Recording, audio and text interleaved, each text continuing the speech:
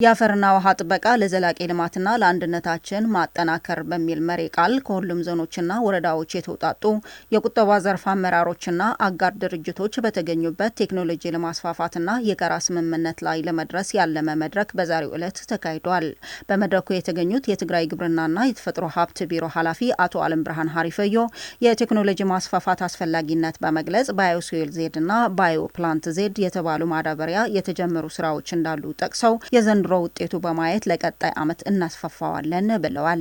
በሰሪሕካ መርአያ ደረጃ ነስፍሑሉ መንገዲ በአዲሱ ቴክኖሎጂ ሰርተን በማሳየት ከዛ ቀጥለንም የአዝርቶች ሽፋን በማስፋፋት በዚህ ዓመት ለውጥን በማየት ለቀጣይ ዓመት በስፋት የምንጠቀምበት ይሆናል። ባዮሶይል ዜድና ባዮፕላንት ዜድ የተባሉ የፈሳሽ ማዳበሪያዎች ትግራይ ዳግም ለማልማት በጣም ጠቃሚ ቴክኖሎጂ መሆኑንና በተለያዩ የትግራይ አካባቢዎች እንደተሞከሩ ገልጸው ይህ ማዳበሪያ በስፋት እንዲገኝ የሚመለከታቸው አካላት ሊሰሩበት እንደሚገባ የጠቆሙት ደግሞ የአግሮ ኢንፑት አማካሪ የሆኑት አቶ ይርጋ በላይ ናቸው። ባዮሶይል ዜድና ባዮፕላንት ዜድ እዚኦም ክልተ ቴክኖሎጂ ባዮሶይል ዜድና ባዮፕላንት ዜድ የሚባሉ ሁለቱም ቴክኖሎጂ የጀርመን ምርት ሲሆኑ ለትግራይም ተስማሚ ሆኖ አግኝተናል። በትግራይ ደቡባዊ ዞን እምባአላጆ ወረዳ ጨምሮ በመላው ትግራይ ሰርተንበታል። በተለያዩ አዝርቶች ማለት ነው። ውጤታማ ሆኖም አግኝተናል። ስለዚህ በስፋት በትግራይ ውስጥ እንዲመረት የግብርና ቢሮ የክልል መንግስት በዚህ ዙሪያ ከሰሩ ፋብሪካው እዚህ መገንባት ይቻላል።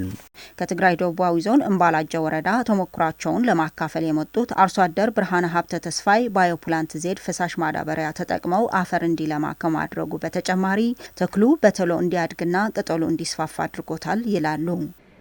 ተኸዝሕና ተጠቅምናል ግን ያው ሶይል ፕላንቴሽን እኔ የተጠቀምኩት ባዮፕላንት ዜድ ነው። ስለዚህ ሊደርቅ የተቃረበው ተክላችን ማዳበሪያው ስናደርግበት በአንድ ጊዜ ነው የለመለመውና ያደገው። እኛ በትንሹ ነው የተጠቀምነው። በበቂ ሁኔታ ብንጠቀመው ኖሮ ግን የበለጠ ለውጥ እናገኝበት ነበር። ባዮሶል ዜድና ባዮፕላንት ዜድ የሚዳስሱ ጥናታዊ ጽሑፎች በመድረኩ ቀርበዋል።